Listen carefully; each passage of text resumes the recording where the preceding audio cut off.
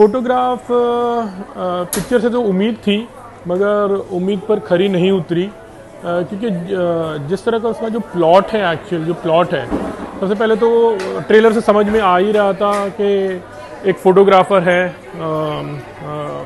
नवाजुद्दीन सिद्दीकी, और ये एक लड़की है जो एक स्टूडेंट है एक्चुअली। इन दोनों के बीच में जो एक्चुअली जो कनेक्शन दिखाया गया वो बहुत कन्विंसिंग, इनफैक्ट लेकिन जैसे वो पहले एक फ्रेम में एक जो प्लॉट है, जो स्टोरी लाइन है, वो ही कन्विंसिंग नहीं लग रहा था। आज की जो लड़की है वो मतलब समझदार है, अगर कई तरह से कुछ कोई हेल्प करना है तो ठीक है, लेकिन मैं इन दोनों के बीच में जो लव स्टोरी का जो एंगल लिया गया था, जब आपको वो कन्विंस ही नहीं लगे तो फिल्म ऐसे लग रहा है कि थोड़ी फिर ड्रैगिंग टाइप की लग रही थी। हालांकि performance wise everyone has performance बहुत ही अच्छा है सभी का। नवाजुद्दीन सिद्दीकी, उनके बारे में तो कुछ कहना ही, मतलब एक्टिंग में तो सभी ही माहिर है एक्चुअली जैसा है। सानिया मल्होत्रा की भी एक्टिंग बहुत अच्छी है, मतलब बहुत साइलेंट रहती है, कम बोलती है, मगर एक्सप्रेशन बहुत ज़्यादा है। मेन किरदार है वो उनके दादी का।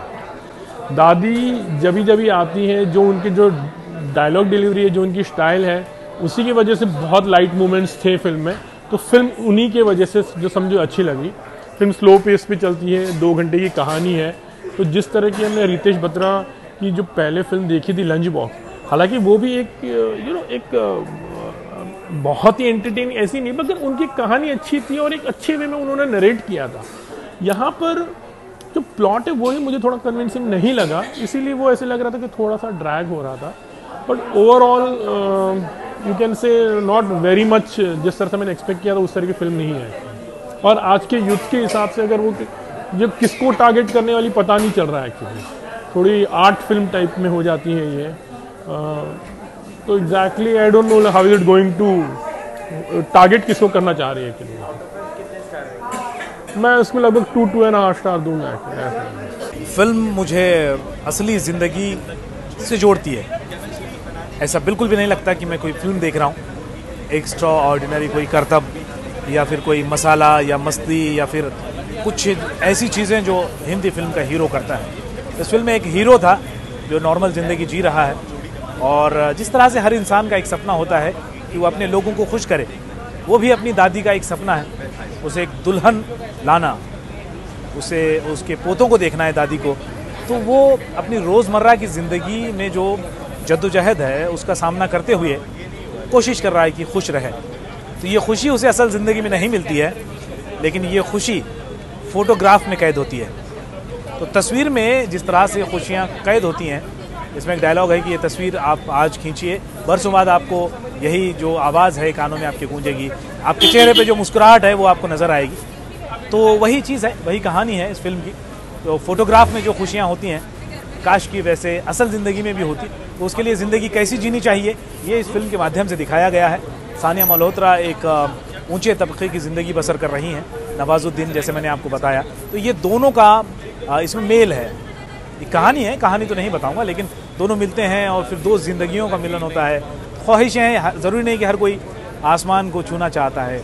एक ऐसी लड़की भी है जिसके पास सब कुछ है, वो पेड़ के नीचे सोना चाहती है। ये महसूस जो करना चाहता है, जो कर सकता है, उसके लिए फिल्म बहुत अच्छी है, उम्दा है। लेकिन जो यहाँ वो सारी चीज़ें, मस्ती ये या फिर गाना, मजाक, ये सब देखने की एक सोच लेके आएगा, उसके लिए इस फिल्म में ज़्यादा कुछ नहीं है, मुझे ऐसा लगता है। आउट ऑफ 5 कितने स्टार देंगे? आउट ऑफ 5 क्लासी पीपल के लिए। इसकी एक्टिंग बेहतरीन है, डायरेक्शन बहुत अच्छा है, खास करके screen play award winning film है, अवार्ड ज़रूर मिलेंगे। क्लासी जैसा मैंने बताया, उनको मैं टारगेट अगर करूँ तो 5 में से 3 स्टार इससे बनते हैं। फोटोग्राफ एक बेसिकली आर्ट फिल्म है जो फोटोग्राफर के लाइफ के ऊपर बनी है। सो उस हिसाब से इतनी ड्यूरेशन काफ़ी ज़्यादा लंबा है फिल्म का, और काफ़ी ज़्यादा स्लो है फिल्म, तो उस वजह से उतनी इंटरेस्टिंग नहीं है। अगर फिल्म का ड्यूरेशन थोड़ा कम होता तो शायद से फिल्म ज़्यादा अच्छी ग्रिप पकड़ती। यार लास्ट प्रोजेक्ट था रितेश बत्रा जी का, वो था lunch box, the lunch box, और अब फोटोग्राफ। तो कितना एक्सपेक्टेशंस थी, और मतलब are you happy by this? Genuinely not. If I honestly speak about Ritesh Batra sir, then Lunchbox उनकी काफ़ी ज़्यादा अप्रिशिएटेड फिल्म थी, उस हिसाब से मुझे नहीं लगता कि ये फिल्म उतना रिकॉग्निशन हासिल कर पाएगी। ये फिल्म काफ़ी ज़्यादा डार्क भी नहीं बोल सकते, बट ये फिल्म फ्लैट है। इसका प्रॉपर जो हॉरिजॉन से वो नज़र नहीं आएंगे लोगों को। एंडिंग आपको समझ में आई इसकी? एंडिंग के ऊपर बहुत कंट्रोवर्सी हुई है एक्चुअली। सो मैं एंडिंग के बारे में फ़िलहाल तो कुछ बोलूँगा नहीं, क्योंकि जिन लोगों को जेन्युइनली ये फिल्म देखनी है उनका मज़ा किरकिरा हो जाएगा। सो मैं एंडिंग के बारे में फ़िलहाल कुछ रिवील नहीं करूँगा। आपको समझ में आया एंडिंग? पूरी तरह से तो मुझे भी नहीं समझ में आया, बट हाँ मुझे एक हिंट मिल गया कि पूरी फिल्म में क्या हुआ था, और एंडिंग उसका सबसे इम्पॉर्टेंट पार्ट है। और जिन भी व्यूवर्स को ये जेन्युइनली ये फिल्म देखनी है उनसे मैं कहना चाहूँगा कि पूरी फिल्म अगर ध्यान से देखोगे तो ये आपको एंडिंग का पार्ट समझ में आएगा, नहीं तो आपको पूरी फिल्म एकदम फ्लैट लगेगी। कैसा काम किया कलाकारों ने? नवाजुद्दीन का काम काफ़ी बेहतरीन था। सानिया मल्होत्रा का रोल काफ़ी ज़्यादा प्लेन था, काफ़ी ब्लैंक था। उन्होंने एक नॉर्मल लड़की का किरदार निभाया है, तो उस हिसाब से मुझे उतने एफर्ट्स दिखे नहीं सानिया के रोल में। और दादी काफ़ी ज़्यादा इंटरेस्टिंग थी। उन्होंने एक कॉमिकल कैरेक्टर निभाया है, और उनकी वजह से ही कहीं ना कहीं इंटरेस्ट बना रहा था पूरे फिल्म में। आउट ऑफ 5 कितने stars? 2.5। Thank you so much. बेसब्री से इंतज़ार था नवाजुद्दीन सिद्दीकी की फिर से एक बार बेहतरीन अदाकारी देखने के लिए। दूसरा मैं ये देखना चाह रहा था कि सानिया मल्होत्रा के साथ में केमिस्ट्री इनकी कैसी बैठेगी। फोटोग्राफ फिल्म का नाम क्यों है, ये सारी चीज़ों के मेरे को जवाब मिल गए हैं। फिलहाल मैं पर्सनली बहुत खुश हूँ इस फिल्म के साथ, इस वजह से क्योंकि इस फिल्म में पहली बार मैं ऐसा कहना चाहूँगा कि अपना दिमाग घर पर नहीं रखिएगा, दिमाग साथ में ले आइए, तब जाकर ये फिल्म जो है आपको समझ आएगी। क्योंकि कई बार ऐसे दृश्य और ऐसे सीन्स आपके सामने अचानक से आ जाते हैं जिसके लिए आपको बहुत ज़्यादा दिमाग दौड़ाने की आवश्यकता हो जाती है, ज़रूरत हो जाती है कि भाई ये सीन अचानक से कहाँ से आ गया। तो इसलिए बिना दिमाग तो आप ये फिल्म नहीं देख पाएंगे। जहाँ तक केमिस्ट्री की बात करें, नवाजुद्दीन सिद्दीकी सानिया मल्होत्रा ने बहुत अच्छी कोशिश की है कि डायलॉग डिलीवरी आप तक दिल तक पहुँचा सकें। लेकिन कई ऐसे सीन्स भी हैं जहाँ पर नवाजुद्दीन सिद्दीकी के चेहरे पर साफ तौर से मेकअप देखा जाता है, उन्हें जबरन जवान बनाने की कोशिश की जा रही है, जबकि सानिया मल्होत्रा जो है वो थोड़ा उनसे उम्र में डिफरेंस दिखाई दे रहा है। फिर भी ओवरऑल मैं इनके डिलीवरी से बहुत ज़्यादा ही खुश हूँ। दादी यस, एक बहुत इंपॉर्टेंट किरदार है दादी का, बिल्कुल भी बनावटीपन दादी में नहीं नज़र आ रहा है। मैं बहुत खुश हूँ दादी की एक्टिंग से। जब जब उन्होंने डायलॉग डिलीवरी दी है, सुनने के बाद बहुत ही अच्छा लगता है, कहीं ना कहीं अपने गांव देश की याद आ जाती है। और एक जो खासियत है दादी में वो यहाँ पर पता चलती है कि एक्सपीरियंस वो आखिर ना आखिर कहता ही है। आखिरी में दादी कह देती कि बेटे मेरे से तुम कोई भी झूठ नहीं कह सकते, मैं सारी की सारी सच्चाई जान जाती हूँ। इसलिए दादी का आशीर्वाद रहना बहुत ज़रूरी है, और आगे भी इस तरह की फिल्में जब भी बने और दादी का किरदार अगर हो तो इस तरह की दादी जो है एक्टिंग के मामले में ढूंढी जानी चाहिए। आउट ऑफ 5 कितने स्टार देंगे? मैं 2.5 स्टार दूंगा। फोटोग्राफ तो बहुत अच्छी लगी, अच्छी फिल्म है। इट्स अ डिफरेंट फिल्म, मासी फिल्म है, क्लासी फिल्म है। थोड़ा दिमाग लगाना पड़ता है, थोड़ा पेशेंट रहना पड़ता है।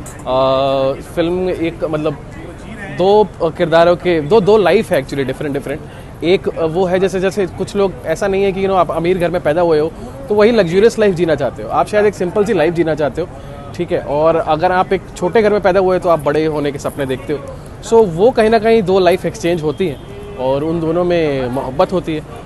मोहब्बत भी किस तरीके से होती है वो भी एक अलग तरीके से दिखाया गया है। तो टिपिकल रोमांटिक वाली फिल्म भी नहीं है, ना ही रोमांटिक एंगल है। अच्छी चीज़ों की बात करूँ तो फिल्म का जो स्क्रीन प्ले है वो बहुत ही प्यारा है। डायरेक्शन ऑब्वियसली लंच बॉक्स जैसी फिल्म डायरेक्ट करने के बाद डायरेक्टर साहब को हम और क्या बोल सकते हैं, बहुत वैसी लंच बॉक्स जैसी लेवल की डायरेक्शन नहीं है, लेकिन अच्छी है, गुड है। इसमें जो किरदारों की बात करूँ, जो एक्टर्स हैं, नवाज, सानिया, ब्रिलियंट एक्टर्स। विजय राजवी भी छोटे से रोल पे है, जिम साहब भी है एक रोल में, छोटे से रोल में।